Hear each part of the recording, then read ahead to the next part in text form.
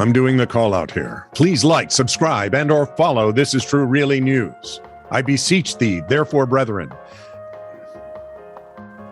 All that Bible memorization has worked out for me. In any case, we'd like Hey, if King James is good enough for Paul and Jesus is good enough for us. That's right.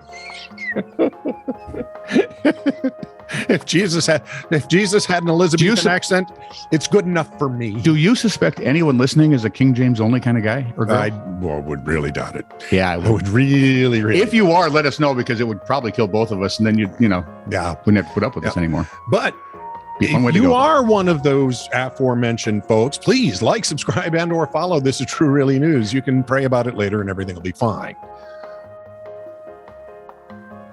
And then it's going to be that one thing you never tell anyone except in the confession. It's your guilty, what is it? My guilty pleasure? Yeah. Although I can't imagine this being pleasurable to anyone.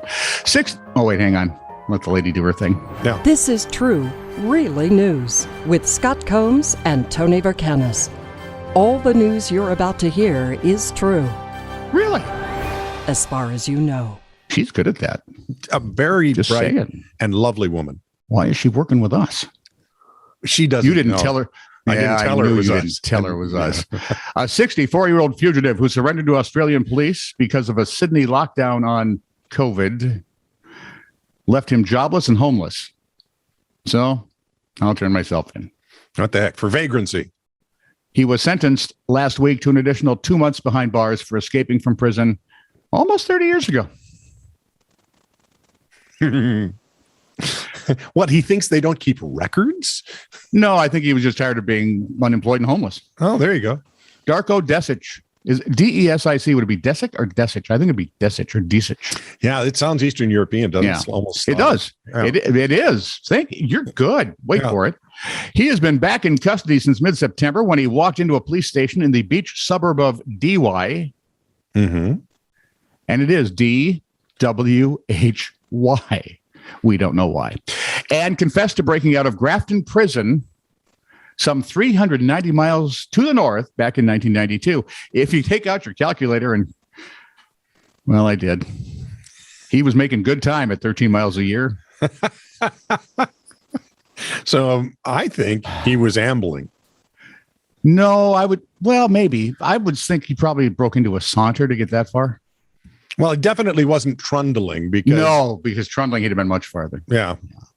Probably off of the entire continent. Yeah. He pleaded guilty to escaping from lawful custody and returned to prison to serve the remaining 14 months of a 33-month sentence for growing marijuana. Wow, how times have changed. Wow. In Sydney's Central Local Court, Magistrate Jennifer Atkinson said she had no alternative to imposing prison sentence for escaping. You had to. So she added 2 whole months to his sentence. There she goes. When you figure it, carries a maximum of 10 years, she got it. She accepted that Desic has escaped because of real fears that he would be deported once his sentence was served. Where would he be deported to? His homeland of Yugoslavia. There you go. Check your maps.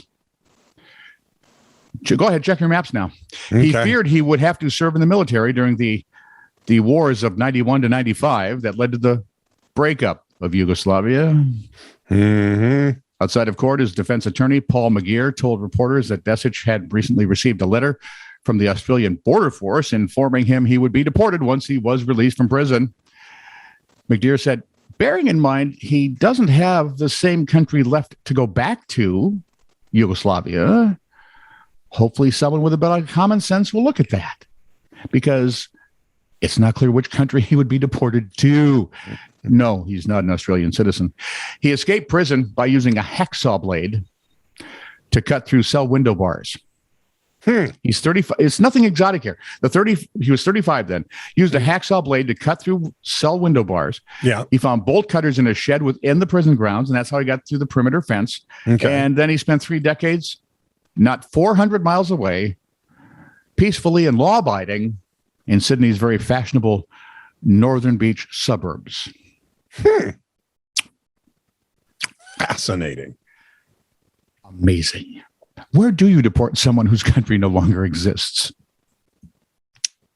Maybe the Indian Ocean.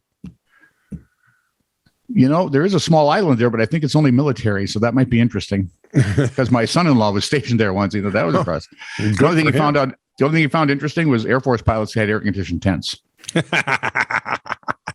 Raymond Roberts was pulled over in his Hyundai by the Manatee County, Florida Sheriff's Office for speeding.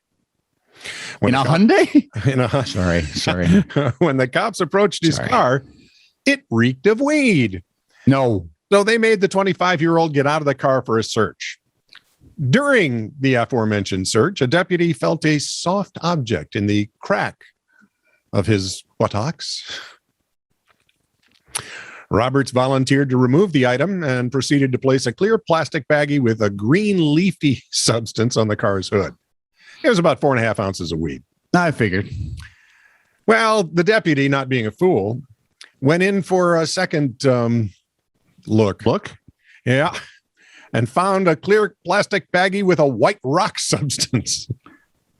I don't suppose it's like amethyst or something. Turns out this plastic bag contained 27 pieces of crack cocaine. No, I knew it wasn't a real rock. Raymond told the deputy, the white stuff is not mine, but the weed is. Adding that the crack in his crack was probably the property of a friend who had previously borrowed the car and left it in the passenger seat. Roberts explained to the deputies. You would think that would crack the deputy up, wouldn't you? Roberts explained to the deputies that when he was pulled over for speeding, he decided to do his friend a solid and hide the narcotics in his butt.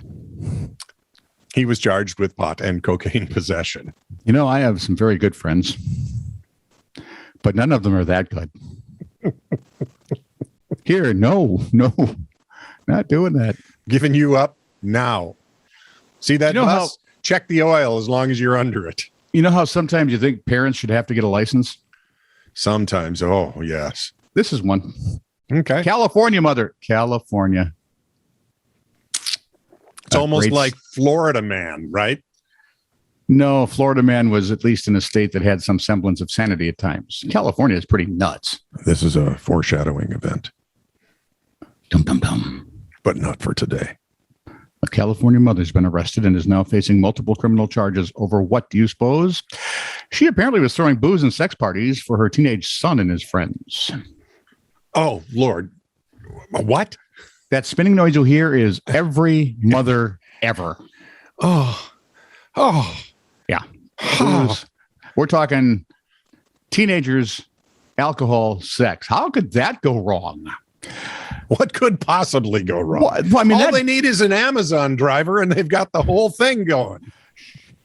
And then, nice. Shannon O'Connor was detained by authorities in Ada County, Idaho.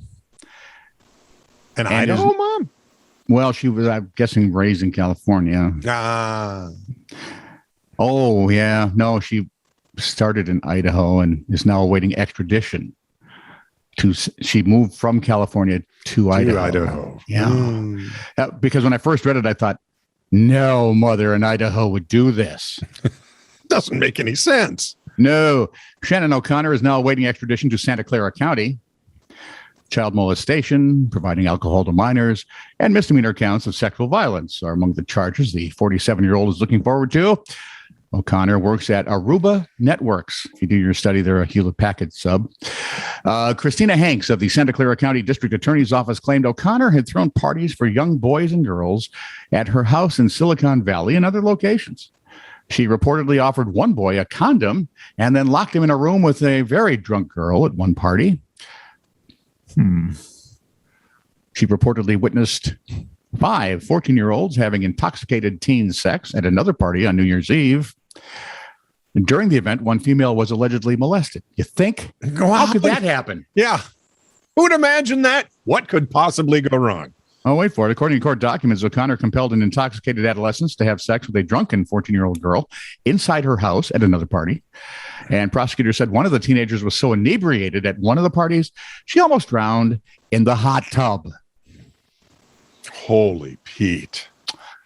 Investigators discovered that between June of 2020 and May of this year, O'Connor hosted at least 6 big parties for adolescents, the largest of which drew up to 20 teens. O'Connor is said to have kept the fact that she threw such gatherings thank you. hidden from her husband. How? Hey, If you don't want to see it, it's not there. Apparently not. And who would think of this? Not You know what my wife does on the offside here? Yeah, boy, I tell you what. She was also accused of bullying a kid who had informed others about the gatherings. I don't know what that means. Does that mean he was trying to tell adults that this was happening, or was he trying to tell other kids that have we got a place for you? The gatherings are so out of control that several of the adolescents who came forward told investigators that some of them had blacked out and or vomited profusely on multiple occasions. Well, when you're talking 14, 15, 16-year-old kids, I believe the word you're looking for there is duh. Mm-hmm. Concussions and fractured fingers were among the injuries experienced by some. And if that's not enough, O'Connor apparently had let teens without driver's license drive her vehicles. Whew. Yeah. Out walking around. How about a palate cleanser here? Please. I don't know if this will work. Why do I just feel queasy now about my granddaughters? Right? I trust my daughter, but now I'm curious about all the other moms. At 2:49 p.m. on April 3rd, Yes. someone called the police to report a 33-year-old Marshfield man laying on the ground in the 1600 block of East Blodgett Street. When an officer arrived, the man answered the officer's questions with vulgar words. The man then pulled his pants down and showed the officer his buttocks. He mooned the cops. The officer arrested the man and turned him over to a responsible adult at the police department. You're welcome. Oh, my goodness. Oh, my goodness. All right. Can I give you a kid's story that's better than the last one? Sure. In Summit County, Colorado, schools were struggling to find bus drivers. Okay. Happening everywhere. Okay. 12-year-old Josh Smith had a solution. He lives with his parents in Silverthorne and approached his folks about kayaking to school across Lake Dillon rather than having them have to drive all the way around to school. Okay. Said Josh's dad, Jason, so I have a 12-year-old who wants to be adventurous, wants to do something none of his buddies would do. How can I say no to that?